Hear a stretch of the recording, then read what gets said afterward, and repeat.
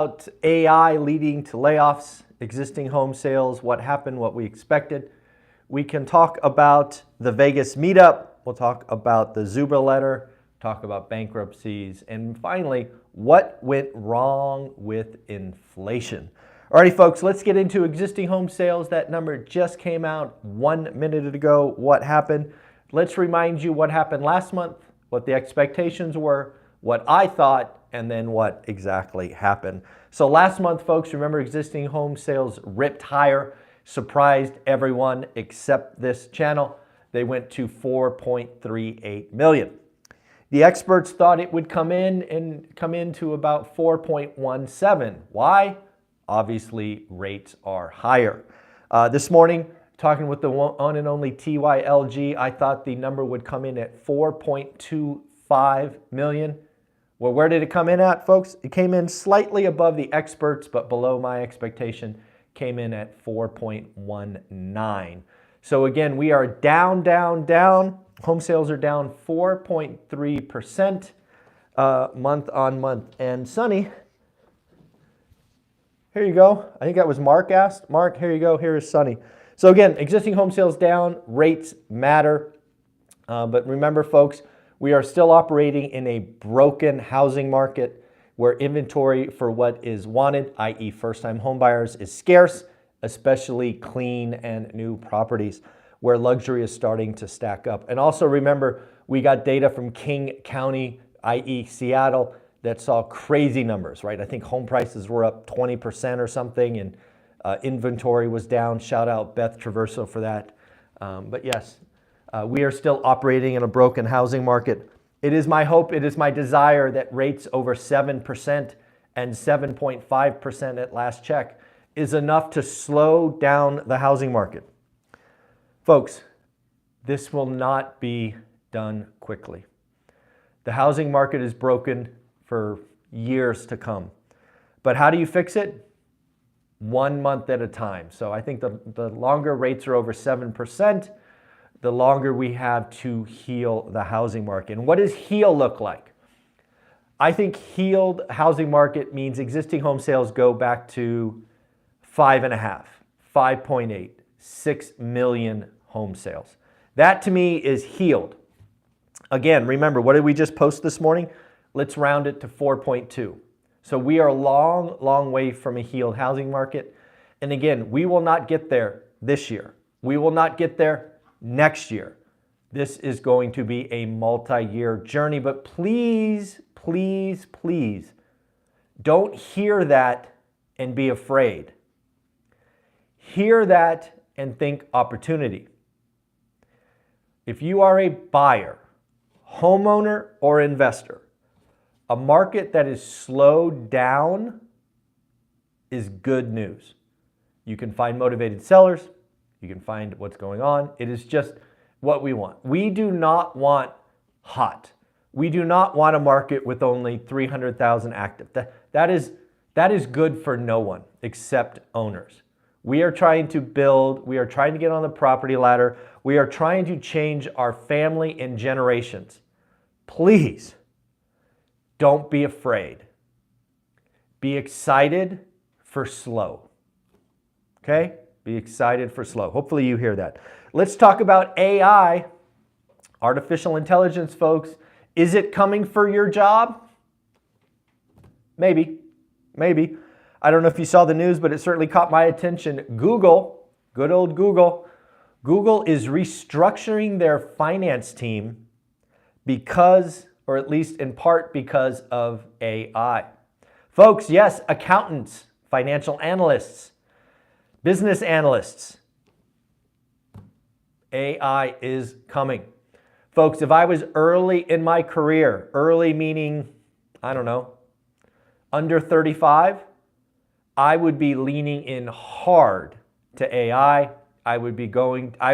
Frankly, my company should be paying for me to get educated, but hear me. I would pay for myself to get educated and understand what is possible, what is not possible, become a prompt engineer, whatever it is. AI is coming. If you are doing repetitive tasks, it is coming. So again, don't be afraid again, everything that I talk about is understanding what is in front of you and taking control of your actions. But again, AI, right? We heard, I think IBM was the first large tech company to kind of say, hey, AI is leading to layoffs. Google is next. They won't be the last. They won't be the last. And again, as I've said for multiple years, if you want to increase your chances of staying, get close to revenue. Revenue, revenue, revenue. There you go. We did get weekly unemployment claims. This is our weekly count of what's going on in the job market. Again, the job market is still strong. The weekly unemployment claims will be our first thing, our first sign that something's breaking. Well, not breaking yet. Weekly unemployment claims came in at 212,000. It was unchanged week to week. Expectations were 215. So again, job market still holding together. Let's talk about bankruptcies. Let's talk about bankruptcies. There's a lot of doomers, and they know who they are, that are talking about bankruptcies, right? Bankruptcies are up. Bankruptcies are at record high. Folks, remember my thesis. We have all this money in the system. We have had plenty of malinvestment. Malinvestment meaning money thrown at things that didn't work out. Part of getting through malinvestment is bankruptcy. It just is. And now again, when you hear bankruptcy, don't think everyone gets fired and shut down. Yes, that does happen. Most bankruptcies will be like Red Lobster. I don't know if you saw it, but Red Lobster is considering Chapter 11 bankruptcy. Why? Because they have a bad expense structure. They have leases and headcount and labor costs and all of this that makes it hard to make money. Well, you know what? The economy's different. So what they may do is they may go into an organized Chapter 11 bankruptcy, which gives them permission to break leases, shut down non-performing buildings, and come out the other side stronger. Bankruptcies do not all end with everybody being laid off. In fact, most bankruptcies don't lead that way. Most bankruptcies are restructuring events where the company comes out stronger and can grow again. It is a wonderful part of the system. We are talking more and more, folks are talking about the stock market. And yes, before you ask, I sent this article to Dan Bird because I want to talk to Dan Bird on Sunday about this. What's going on? There is a technical trader, Chief Investment Officer, it's called a CIO. Chief Investment Officer, Chris Vermel, who is out saying Dan Bird is wrong. What is Chris saying? He is saying we are on the cusp of a bear market. Chris believes that the bear market is starting very soon, much like the dot-com era. We are looking at potentially a 30 or 50% drop in the stock market. You could lose half of your wealth. He thinks we are transitioning from the end of a bull market to a bear market. And if you've taken the time to watch Dan Bird, and one of his main, if not his main thesis is this bull market has years to go. So I sent the article to Dan and I said, Dan, we got to talk about this on Sunday because somebody is calling you out. Now, in fairness, they never said the name Dan Bird. I'm being a little dramatic, but they are clearly pointing at Dan's call that the bull market has somewhere between 4 and 8 years left and saying poppycock. So we're going to give Dan a chance to respond. What Chris is basically saying is we are seeing bear market or late stage bull market activity now, i.e. look at gold, look at defensive stocks, basically saying that is the last gasp of a dying bull market. So we're going to give Dan a chance to read the article this morning, and hopefully we will talk about that on Sunday. More on that in a minute. So I want to give you a shout out. We had about 50 or so people at the Vegas meetup. Lots of great questions. We stayed for several hours, so thank you, thank you, thank you. If you did not get a chance to attend, these are my 3 takeaways. These are my 3 takeaways from the Vegas real estate meetup. Shout out Chino, Ty for setting that all up. You guys did a great job. Thank you, thank you, thank you. Number 1, I believe you can create cash flow in any real estate market if you are open to different models. Why is this important? We talked a lot about buying Vegas, and we recorded some content, and we were talking about my potential buy box and all the things that you would expect from me. But one thing I think is clear in Vegas already is what we did in Fresno, long-term, buy and hold, is not going to work. It is not going to produce a return that I would be happy with. However, when you hear that, you can either give up or you can get uncomfortable and learn something new. So again, I want to have the ability to change my mind, but what am I thinking? Midterm furnished rentals. We might try something completely new that we've never tried before. We have people that we're speaking with in the market that are doing it now and doing it successfully. So, what didn't work for us in Central Valley? Well, we may be trying something different. Number two, I really tried to get the folks in the audience which were scared about rates. And I get it. If you don't look at the market and you don't understand and you're new, you've seen rates go from 6.9 to 7.5, you're freaking out. But as I think I said earlier with existing home sales, higher rates are a good thing. The market slows down. In a slower market, motivated sellers start to raise their hand and say, help me, help me, help me. Maybe it's price, maybe it's terms. In the end, a slower market means you and I have time to learn. So again, hopefully they heard me yesterday, a higher interest rate market is a good thing. And number three, shout out Chino in the sub 2 community. A lot of you showed out, probably 30% of the room were sub 2 fans. I just want to say that sub 2 and creative finance are possible. Each of them have their own challenges and opportunities. At the end of the day, you have to skill up. I've been very clear that my tool belt is not complete. Plenty of stuff that I can learn going forward. There are so many options. You can watch my interviews with Coach Carson and talk about lease options and all of these other creative ways. There are lots of ways to get deals done. So again, even somebody like myself who has several books, who has a great portfolio, I am still learning. So you're never done. If you are somebody that wants to be in this business, you do have to focus. You do have to do what we call the daily disciplines, but you will always be learning. And I personally find that exciting. Next up, if you signed up for the Zuber letter, first, thank you. It was very nice of you. The first Zuber letter went out yesterday. Let me know what you think. Leave in the comments below. Let me know below. A, did you get the Zuber letter? B, what did you think? If you don't know what the Zuber letter is a combination of Resi Club, Lance Lambert, Mike Zuber, one rental at a time, putting together a main thesis for the week. I can't believe that Lance, a Fortune editor, a past Fortune editor, likes what we're doing on this channel and asked to help. Lance reached out and said, I want to marry what we're doing together because Michael, you're good on video. Lance is great at writing. Let's see if we can give the audience even more value. The Zuber letter can be found at zuberletter.com. It is 100% free. It is something I am very proud of. We worked on the first version for weeks.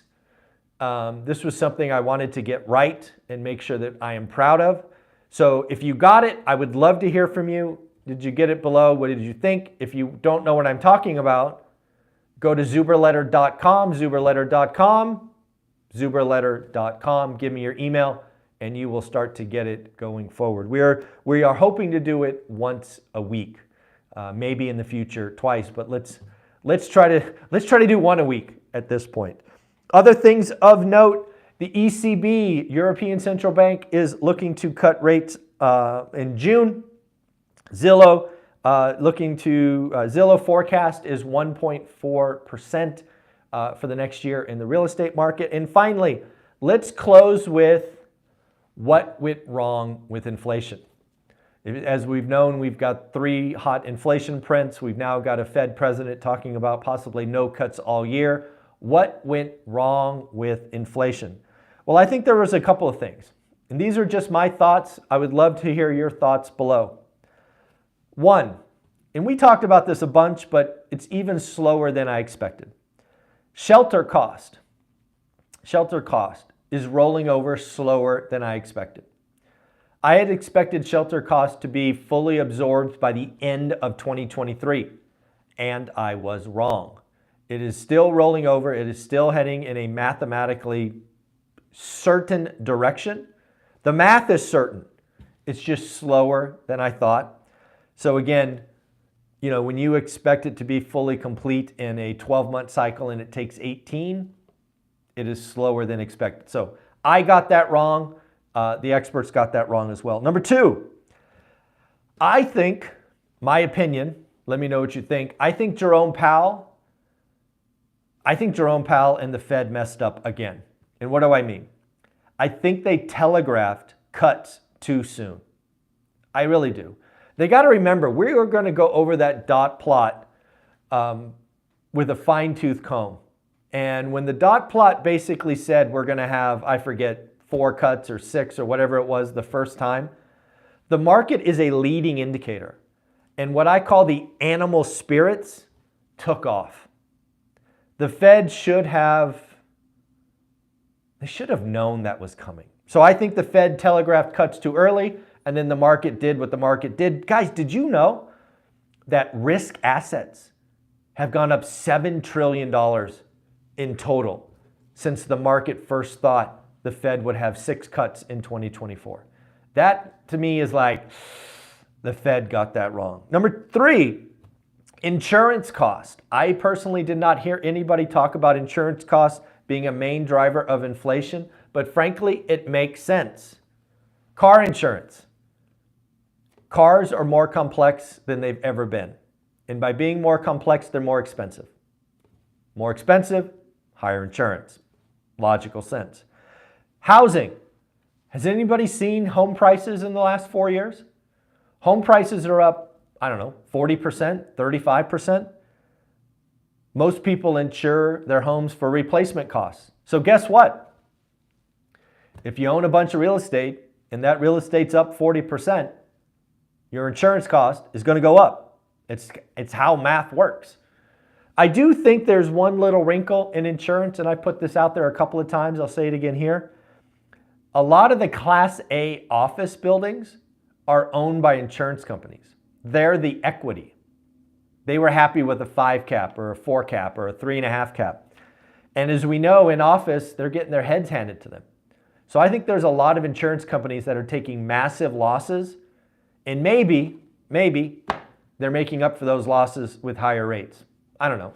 Let me know in the comments below. What do you think? And then finally, we have seen commodities rebound. This was actually something I missed 2 months ago when the second hot CPI reading. Commodities are up as well. So again, I think there's a lot of things around inflation, this second reiteration. Again, I'm not too concerned with the May CPI reading, but that June CPI reading has me concerned. I think the June CPI reading could be so bad that we have the Fed talking about a rate hike, maybe even an emergency rate hike. I did a video the other day with Anna Kelly just playing out an emergency rate hike. It was my fear of the June meeting that caused me to have that conversation. So it is something I am afraid of, folks. This is the Daily Financial News. We do this live 5 days a week. I want to thank 152 of you amazing individuals. You are here live. You showed up. 160 now. But hey, folks, we've got 19 thumbs up. 19. Come on. That's like 10%. We can do better than that. Like, subscribe, comment, become part of the One Rental at a Time family. If you are going to WealthCon, I will be speaking Saturday morning. Folks, hope you have an amazing weekend. We don't record on Friday or Saturday, but we've got some great videos lined up. I hope you enjoy them. Again, Zuber Letter, zuberletter.com. Later.